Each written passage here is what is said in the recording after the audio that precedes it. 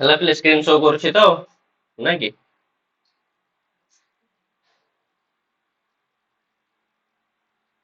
ଦେଖ ହେଲା ଆମମାନେ ପିଲେ ଆମମାନେ ତ ପୂର୍ବରୁ କଣ ଆମର ସବୁ ସିଲାବସ ରେ ପିଲେ ଜାତକ ତିଆରି ଏସବୁ ଥିଲା ପିଲା ମାନେ ବିଭିନ୍ନ ଗଣିତ କରିକି ଜାତକ ପିଲା ତିଆରି କରୁଥିଲେ ଗ୍ରହ ମାନଙ୍କର ସ୍ପଷ୍ଟ କରୁଥିଲେ ନା ନାଇଁ ତାପରେ ଜନ୍ମ କୁଣ୍ଡଳୀ ମଧ୍ୟ ପିଲେ ବନଉଥିଲେ।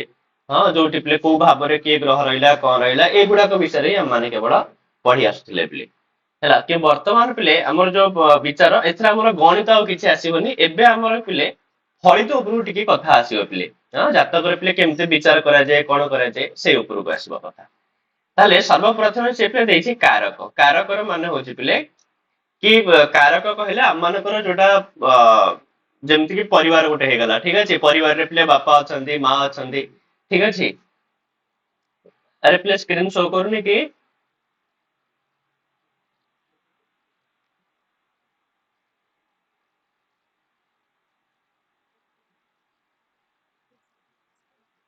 ଆରେ ପିଲେ ସ୍କ୍ରିନ୍ ଶୋ କଲା ତ?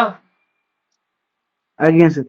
ହେଲା ଯେମିତି ଗୋଟେ ପରିବାରରେ ପିଲେ ବାପା ମା ଭାଇ ବନ୍ଧୁ ସମସ୍ତେ ଅଛନ୍ତି ତ ସେ ଏ ସମସ୍ତଙ୍କୁ ନା ପିଲେ ଗୋଟେ ଗୋଟେ ଗ୍ରହ ମାନେ ପ୍ରଭାବିତ କରନ୍ତି। ମାନେ ଯେମିତି କି ପିଲେ ନର୍ମାଲି କଥା ଯେମିତି କି ଗୋଟେ ରବି ହେଇଗଲେ ପିଲେ ହଁ ରବି ପିଲେ ରବି ହଉଛି ଜାତକରେ କଣ ପିଲେ ନା ପିତୃ କାରକ ଗ୍ରହ। କୋଉ କାରକ ଗ୍ରହ ପିଲେ ପିତୃ କାରକ ଗ୍ରହ। ଅର୍ଥାତ ଯାହା ଜାତକରେ ପିଲେ ରବି ମନଙ୍କର ନିଚ ଅଛନ୍ତି ବା ରବି ପିଲେ ପାପ ଗ୍ରହ ଦ୍ୱାରା ପୀଡିତ ଅଛନ୍ତି ତେବେ ଆମେ ତାକୁ ଦେଖିକି ନର୍ମାଲି କହିଦେଇ ପାରିବା ଯେ ତମ ଘରେ ପିତା ଟିକେ ୱିକ୍ ଅଛନ୍ତି ବା ପିତା ଟିକେ ରୋଗଗ୍ରସ୍ତ ଅଛନ୍ତି ଠିକ ଅଛି ଏଇ ଟାଇପ ର ଜିନିଷ ଆମେ କହିପାରିବା। ସେମିତି ଯଦି ଚନ୍ଦ୍ର ପିଲେ ନିଚ ଥିବ କି ଚନ୍ଦ୍ର ପିଲେ ଇଏ ହେଇଥିବ ତାହେଲେ ମାଙ୍କର ସେମିତି ପିଲେ ଇଏ ହବ। ତ ଏମିତିକା ଆମର ଆମର ଡେ ଟୁ ଡେ ଲାଇଫରେ ପିଲେ କିଛି ଜିନିଷ ଅଛନ୍ତି ଯୋଉ ଜିନିଷକୁ ନେଇ ଗ୍ରହ ମାନେ ପ୍ରଭାବିତ କରିଥାନ୍ତି ବୁଝଉଛି। ସେମିତି ଯାହାର ମଙ୍ଗଳ ଖରାପ ଥିବ ତ ତାର ଭାଇ ଭାଇ ଭିତରେ ପଡୁନଥିବ ଠିକ ଅଛି ଏ ଟାଇପ ରହୁଥିବ। ତାହେଲେ ଏମିତିଆ ଯୋଉ କାରକ ଗୁଡାକ ଅଛନ୍ତି ତ ସେଇ କାରକ ବିଷୟରେ ପିଲା ଯେ ମାନେ ବିଚାର କରିବା କାରକର ମାନେ ହଉଛି ଆମର ଯୋଉ ବ୍ୟାକରଣ ବାଲା କାରକ ନୁହଁ ପିଲେ କାରକର ମାନେ ହଉଛି କି କିଏ କାହାକୁ ପ୍ରଭାବିତ କରେ। ଠିକ ଅଛି କିଏ କାହାକୁ ପ୍ରଭାବିତ କରେ ତାକୁ ଏଠି ପିଲେ କାରକ ବୋଲି କୁହାଯାଇଛି। ତାହେଲେ ସେ ସର୍ବପ୍ରଥମେ କହୁଛନ୍ତି ପିଲେ ଯୋଉ କାରକ ଅଛି କାରକ ଦୁଇ ବିଧ କାରକ ପିଲେ ଦୁଇ ପ୍ରକାର କଣ କଣ ନା ଗୋଟେ ହଉଛି ପିଲେ ଚର କାରକ ଗୋଟେ ହଉଛି ପିଲେ ସ୍ଥିର କାରକ। ଠିକ ଅଛି ଚରକାରକ ସବୁବେଳ ପାଇଁ ଚେଞ୍ଜ ହେବେ ସ୍ଥିର କାରକ ସବୁବେଳ ପାଇଁ ଫିକ୍ସ। ତାହେଲେ ସର୍ବପ୍ରଥମେ ପିଲା ମାନେ ଚର କାରକର କଥା ଦେଖିବା ତାହେଲେ ଚର କାରକ ପିଲେ କଣ କହୁଛନ୍ତି ନା ରବ୍ୟାଦି ଶନି ପର୍ଯ୍ୟନ୍ତା ଭବନ୍ତି ସପ୍ତକାରକା ଅଂଶୈଃ ସମୌ ଗ୍ରହୌ ଦୌଚ ରାହୁହନ୍ତାନ ଗଣୟେତ ଦ୍ୱିଜଃ ହେଲା। ତାହେଲେ ଇଏ ଯୋଉ ଚରକାରକର ମାନେ ତ ବୁଝିପାରୁଛ ପିଲେ ଚରକାରକର ମାନେ ହେଲା ପିଲେ କି ଏମିତିକା କି ଯୋଉମାନେ ପରିବର୍ତ୍ତନଶୀଳ ଠିକ ଅଛି ଏମାନେ ସବୁବେଳେ ପାଇଁ ଫିକ୍ସ ନୁହନ୍ତି ଏମାନେ ପିଲେ ଚେଞ୍ଜ ହେବେ ବୁଝି ହେଲା।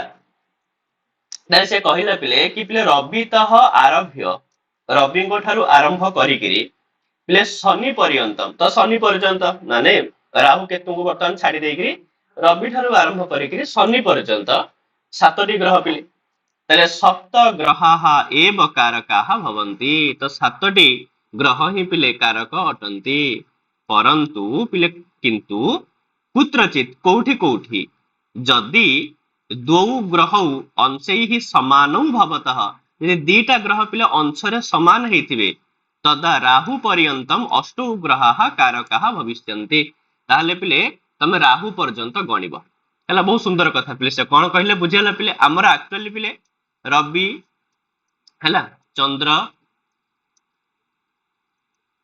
ମଙ୍ଗଳ ବୁଧ ଗୁରୁ ଶୁକ୍ର ଆଉ ପିଲେ ଶନି ଆକ୍ଚୁଆଲି ସାତଟା ଗ୍ରହ ପିଲେ କାରକ ହବା କଥା ସାତଟି ଗ୍ରହ ପିଲେ କଣ ହବା କଥା କାରକ ହବା କଥା କିନ୍ତୁ କହୁଛି ଯଦି ମନେକର ଚନ୍ଦ୍ରର ଯାହା ଯେତିକି ଅଂଶ ଅଛି ପିଲେ ମଙ୍ଗଳରେ ବି ସେଇ ଅଂଶ ଅଛି ତାହେଲେ କଣ ହବ ପିଲେ ନା ତାହେଲେ ଚନ୍ଦ୍ର ମଙ୍ଗଳ ତ ପିଲେ ଜଣକର ହିଁ କାରକ ହେଇଯିବେ ଚନ୍ଦ୍ର କାରଣ ଯଦି ଅଂଶ ପିଲେ ଭିନ୍ନ ଭିନ୍ନ ହବ ତାହେଲେ ସେଇ ହିସାବରେ କାରକ ବି ଭିନ୍ନ ଭିନ୍ନ ହବ କିନ୍ତୁ ଯଦି ପିଲା ଦି ଜଣଙ୍କର ଗ୍ରହଙ୍କର ପିଲା ଅଂଶ ସମାନ ହେଇଯାଇଛି ତାହେଲେ ଦି ଜଣ ପିଲେ ଜଣକର ହିଁ କାରକ ହେବେ ତ ସେଥିପାଇଁ ଯୋଉ ସାତଟା କାରକ ଭିତରୁ ଗୋଟେ କମିଯିବ ନା ତ ସେଥିପାଇଁ ସେ କହିଲା ଯଦି ଏମାନଙ୍କର ଅଂଶ ପିଲା ଭିନ୍ନ ଭିନ୍ନ ଅଛି ତାହେଲେ ତ ପିଲା ରବିଠୁ ଆରମ୍ଭ କରିକି ଶନି ପର୍ଯ୍ୟନ୍ତ ହେଇଯିବେ କିନ୍ତୁ ଯଦି କୌଣସି ଦିଟା ଗ୍ରହର ପିଲା ଅଂଶ ସମାନ ହେଇଯାଉଛନ୍ତି ତାହେଲେ ପିଲା ଆମେ ପିଲା କୋଉ ପର୍ଯ୍ୟନ୍ତ ଯିବା राहु पर्यंत है अष्ट कारक से मन रखियो पिले से कौन कहला रव्यादि शनि पर्यंत भवंती सप्त कारक रवि ठारू आरंभ करी शनि पर्यंत पिले एमाने होचंती सातटी कारक किंतु अंशे ही समौ ग्रह दौच दीटा ग्रह अंशरे समान हो जाइछंती ताहले पिले राहु हंतान गणये द्विज तेरे राहु पर्यंत पिले गणिबा को पड़िबो 8टी कारक हिसाब रे गणिबा को पिले पड़िबो हैला ताले से कोन कहउचंदी पिले वर्तमान पिले आम देखिबा जो 7टी कारकर कथा से कहिला तो 7टी कारक पिले कोन कोन आम देखिबा हैला तो प्रथमे होची पिले आत्मकारक प्रथम होची पिले को कारक आत्मकारक आत्मर मान हैला निजे जातक रे पिले माने आत्मकारक ग्रह जदि पिले दुर्बल थिबो तेरे निजर शरीर पिले दुर्बल रहिबो जदि आत्मकारक ग्रह स्ट्रांग अछि तेबे से लोक भी स्ट्रांग रहिबो लोकर पिले मनोबल भी स्ट्रांग रहिबो लोकर जो कॉन्फिडेंस पावर पिले सेटा भी स्ट्रांग रहिबो ताले आत्मकारक मान होची पिले निजे ताले जातक रे हम केमिति जानिबा पिले कि आम जातक आत्मकारक ग्रह किए बोली ताले से कोन कहउचंती ना रव्यादि पंगु पर्यंतम अंशाधिक ग्रहो द्विज कारकेन्द्रोथ सज्ञेयो आत्मकारक उच्यते ताले रवि तह आरभ्य पिले रवि को ठारू आरंभ करिकरी पिले पंगु पर्यंतम पिले पंगु कहले कोन हमर जो 9टी ग्रह भितर पंगु की पंगु माने जहार गोड़ हाथ गोड़ नथिवो तो सेमति ग्रह की अछि अरे राहु तो केवल सिर ना पिले राहु रो कोन किछ अछि की हैला तो सेति पंगु शब्द अर्थ पिले राहु रवि तह आरभ्य राहु पर्यंतम पिले ग्रहेषु ग्रह मानक भितरे यस्य ग्रहस्य अंशाः अधिकाः जेउ ग्रहर अंश पिले अधिक सह ग्रह आत्मकारक ग्रह भवति से ग्रह होछि पिले आत्मकारक ग्रह तले आत्मकारक कारकाणां श्रेष्ठः भवति जे आत्मकारक ग्रह पिले से अन्य कारक मानक भितरे श्रेष्ठ कारक ताले बुझि पाइलो पिले गोटे उदाहरण पई मनकर पिले हम एग्जांपल स्वरूप देखिबा हैला को कार गोटे मन अछि डेट ऑफ बर्थ पिले को मु ग्रुप रे पठौती मते कहबो तंकर आत्मकारक ग्रह किए बोली कार मन अछि का डेट ऑफ बर्थ पिले date of birth time place है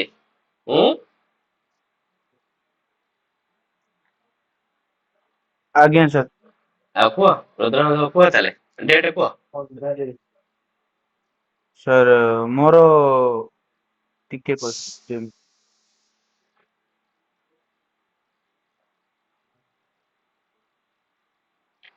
को एथरे देखो पिले मो एथरे भी तुमको शो करि दोछि एटा ज्योतिष सॉफ्टवेयर पिले हैला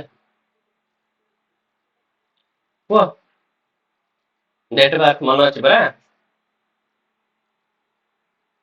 सर 29 अगस्त 2006 सर 29 अगस्त 2006 टाइम सर 12:40 राती माने सर 29 दिन पाहंतिया 12:40 पाहांतिया 12:40 हाँ माने सर 28 सर जाइए 29 तारीख 12:40 राती 12:40 हौ त जीरो हे जो तले आउले देखो 12 बोल लेखा होन त जीरो लेखा हबो नै कि तापरे प्लेस हैला सर रायगढ़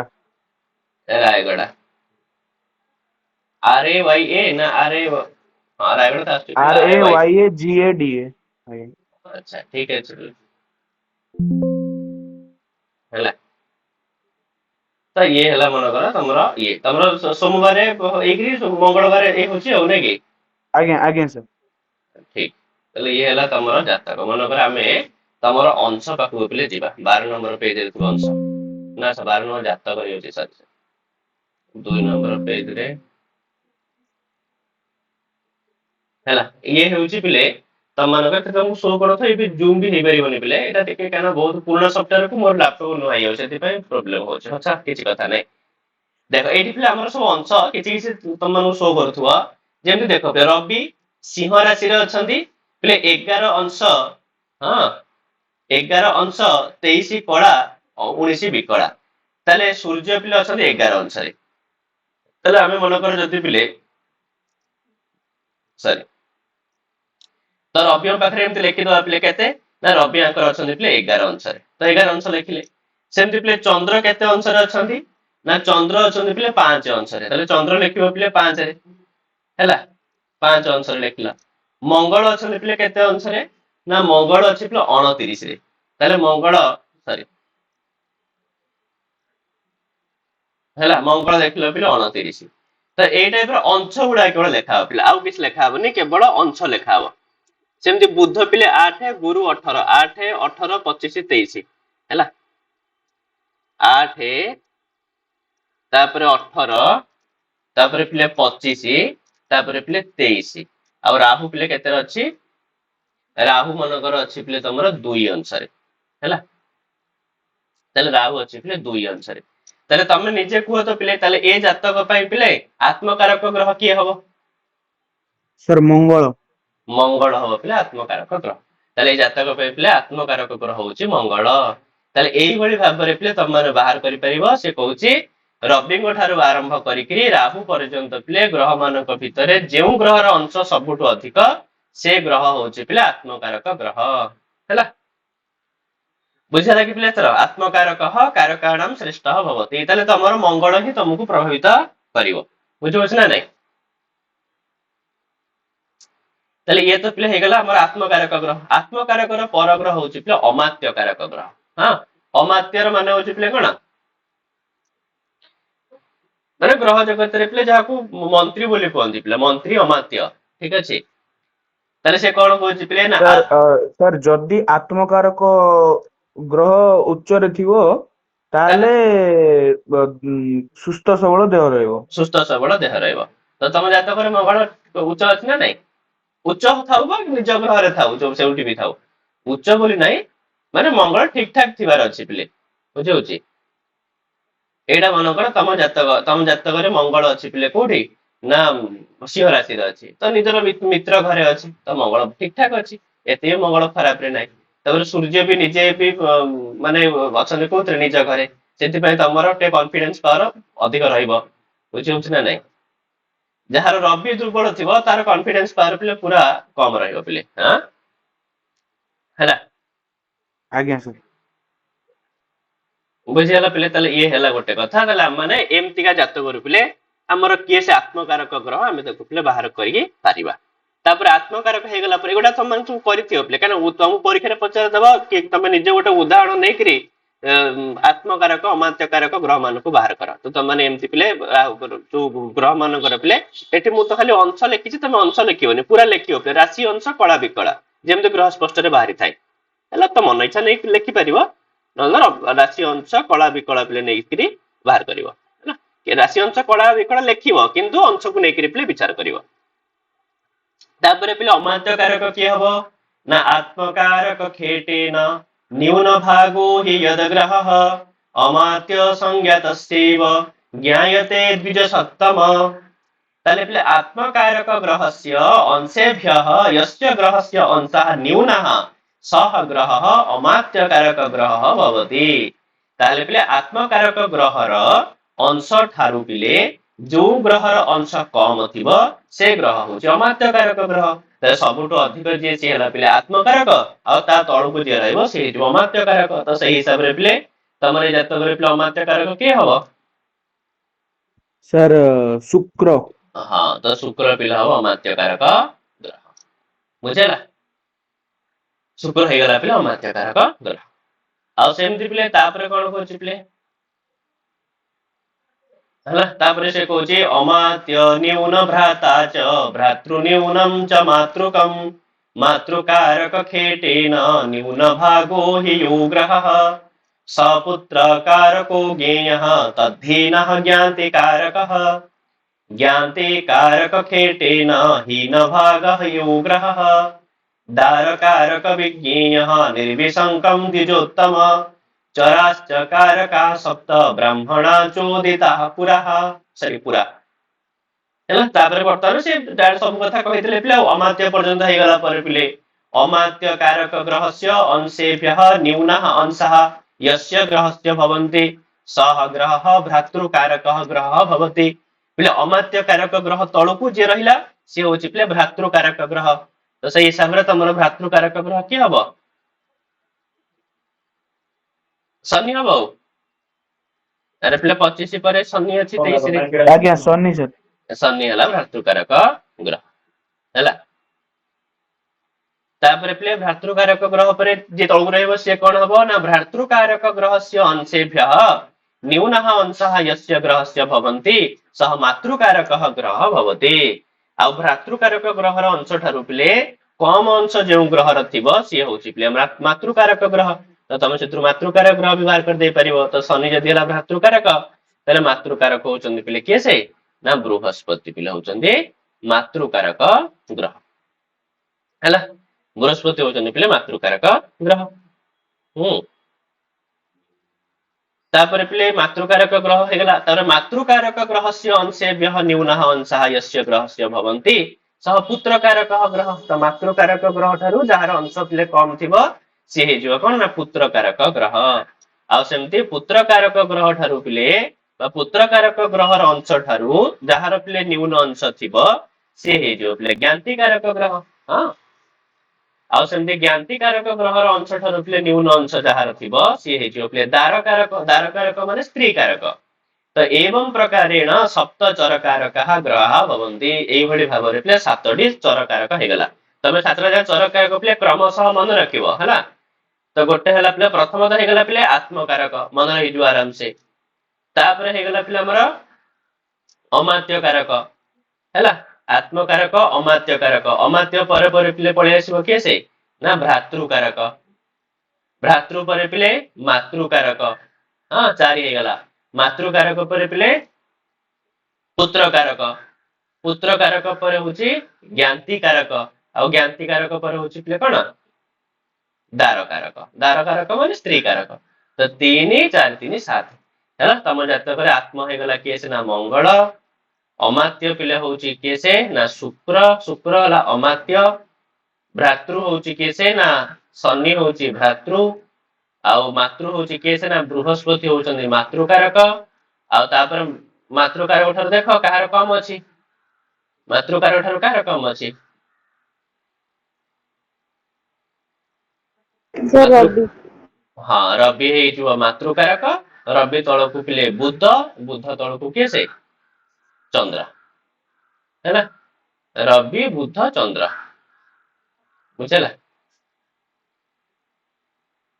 रवि बुध आउ हला चंद्र एई मान हेले पिले गोटे गोटे कारक तो तुम जदि परीक्षा रे पचाला पिले चर कारकाण विषय लिख तो तुम माने एई भलिया ही लिखियो पिले क्रमशः तो मन रखि दबो श्लोक मन थाउ न थाउ आराम से लिखि दे परियो पिले नाने जो एई रवि ठारु आरंभ करिकरी राहु पर्यंत ग्रह मानक भितरु माने जेउ ग्रहर अंश सबुठु अधिक सी होचे आत्मकारक ताठु कम अमात्य ताठु कम भ्रातृ हां ताठु कम पिले मातृ तापर पुत्र तापर ज्ञाति तापर होचे पिले दारकारक हैला ये हेला पिले तम मानकर चर कारक पिले विषय वर्तमान स्थिर कारक कथा से कोन कहउची पिले देख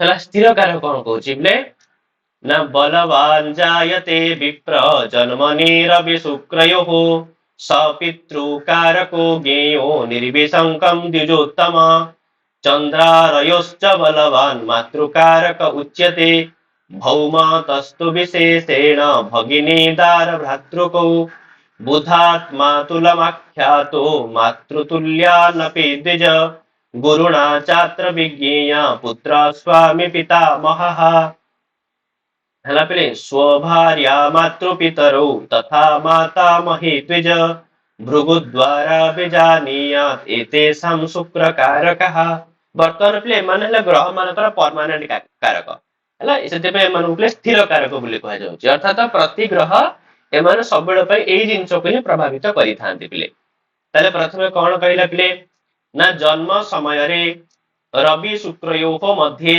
यह बलवान सह पितृकारक भवति तले जातक रे पिले रवि आ शुक्र भितरु जे बलवान थिबो से पिला हबो पितृकारक बलवान जानिबा पई हेले सेमानकर पिले ये देखा जाय कोन माने उच्च नीच निज स्थान रे कि ए स्थान रे अछंती से हिसाब रे जेमति कि रवि शुक्र कथा कहला जेमति कि जातक जता मान देखिबा रवि शुक्र कथा विचार करिबा पिले रवि अछि निज घरे रवि स्ट्रांग रहिला शुक्र अछि एथरे पिले कोठी जातक रे शुक्र अछि पिले चंद्र घरे किंतु शुक्र पिले निज शत्रु घरे रहिला तो सेति पय जदि रवि और शुक्र को तुलना करा जाय तले जातक रे रवि स्ट्रांग देखा जाउछ हमको ରବି ପିଲା ହବ ପିତୃକାରକ।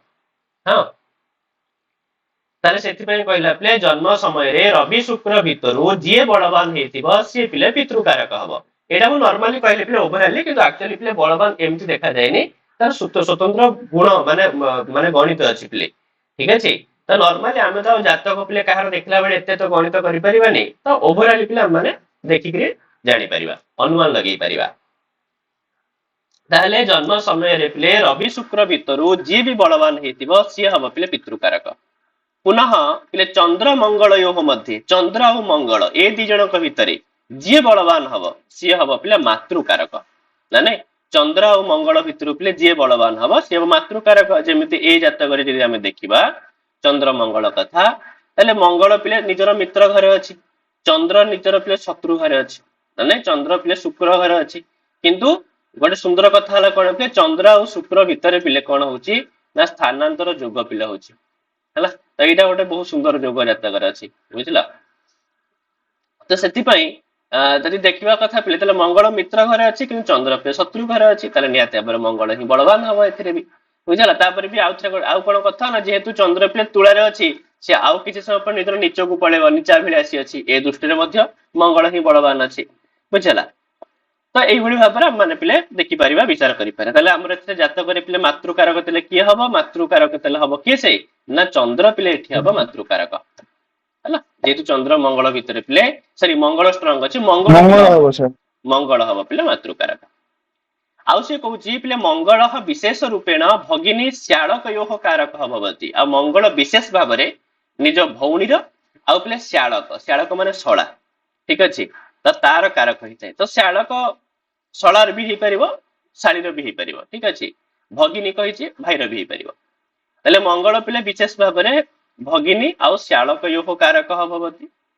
ବୁଧ ପିଲେ ଜାତକରେ ବୁଧ ହଉଛି ମାତୁଳସ୍ୟ କାରକ, ମାନେ ମାମୁଙ୍କର କାରକ, ଅଥବା ମାତୃତୁଲ୍ୟ ଜନାନାମ କାରକ। ମାମୁଁ ହୁଏତ ମାମୁଁ ଟାଇପ ର ଯୋଉ ଲୋକମାନେ ହେଇଥିବେ ନା ନାଇଁ, ତ ସେମାନଙ୍କର କାରକ ହେଇଥାଏ ହେଲା। ଆଉ ଗୁରୁ ପିଲେ ଗୁରୁ ହେଇଥାଏ କଣ ନା ପୁତ୍ର ସ୍ଵାମୀ ପିତାମହାନାମ କାରକ ଭବତି। ପିଲେ ଗୁରୁ ହେଇଥାଏ ପୁତ୍ରର, ସ୍ଵାମୀର, ପିତାମହ ମାନେ ଜେଜେ ବାପାଙ୍କର ପିଲେ କାରକ ହେଇଥାଏ। ତମେ କହିବ ସ୍ଵାମୀ କହିଲା ମାନେ ସ୍ତ୍ରୀ କଥା ବୁଝିବ, ନା ପିଲେ ସ୍ତ୍ରୀ କଥା ବୁଝିବନି, ବୁଝିଲା। ସ୍ଵାମୀ ମାନେ ସ୍ଵାମୀ ହିଁ, ଗୋଟେ ଝିଅର ସ୍ଵାମୀ, ବୁଝିହଉଛି। କାହିଁକି ନା ଝିଅ ପିଲାମାନଙ୍କ ଜାତକରେ ପିଲେ ଯୋଉ ବିବାହର କାରକ ନା ପିଲେ ବୃହସ୍ପତି ହେଇଥାଏ, ଠିକ ଅଛି। ଯେତେବେଳେ ଝିଅଙ୍କର ଜାତକ ବିଚାର କରାଯାଏ ତାଙ୍କର ବାହାଘର କାହିଁକି ଲେଟ୍ ହଉଛି ବା ବାହାଘର ହେଇପାରୁନି, ବାହାଘରରେ କାହିଁକି ପ୍ରୋବ୍ଲେମ ହଉଛି, ତାହେଲେ ତାଙ୍କ ପାଇଁ କାରକ ହଉଛି ପିଲେ ବୃହସ୍ପତି। ଆଉ ପୁଅ ମାନଙ୍କ ଜାତକ ଦେଖିଲା ବେଳେ ତାଙ୍କର ସ୍ତ୍ରୀ କାରକ ହଉଛି ପିଲେ ଶୁକ୍ର।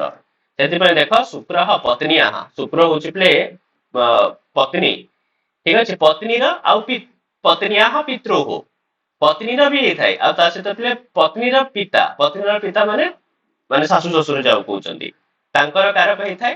ତଥା ମାତାମହ୍ୟାଃ କାରକ ଭବତି। ମାତାମହୀ ପିଲେ ମାନେ ଆଈ, ତାର ବି କାରକ ହେଇଥାଏ କି ସେ ଶୁକ୍ର, ବୁଝିଲା ପିଲେ। ସେଥିପାଇଁ ଝିଅ ପିଲାଙ୍କ, ସେଥିପାଇଁ ବିବାହର କାରକ ପିଲେ କେବଳ ଶୁକ୍ର ନୁହନ୍ତି, ବାହାଘରର କାରକ ଶୁକ୍ର କେବଳ ପୁଅ ମାନଙ୍କ ପାଇଁ। ଝିଅ ମାନଙ୍କ ପାଇଁ ବାହାଘରର କାରକ କିଏ ସେ ବୃହସ୍ପତି। ହଁ, ଝିଅଙ୍କ ଜାତକ ବିଚାର କଲା ବେଳେ ପିଲେ ବୃହସ୍ପତିଙ୍କୁ ଦେଖାଯାଏ, ଶୁକ୍ରକୁ ନୁହଁ। ପୁଅ ମାନଙ୍କ ଜାତକ ଶୁକ୍ରଙ୍କୁ ଦେଖାଯାଏ ହେଲା, ବୁଝିହବ ତ ପିଲେ ନା ନାଇଁ। ଆଜ୍ଞା ସାର୍। ହଉ ତମେ ଏତିକି ଆଜି ଟିକେ ପିଲେ ମନେ ରଖିଥିବ, ଅଳ୍ପ ଅଳ୍ପ ପଢିବା, ବହୁତ କମ ଜିନିଷ ଅଛି ପିଲେ ହେଲା। ତମେ ମନେ ରଖି ରଖି ଚାଲ, ତ ସାରିଦବା ଆମେ ଆକୁ ହେଲା। ହଉ ପିଲେ ଠିକ ଅଛି।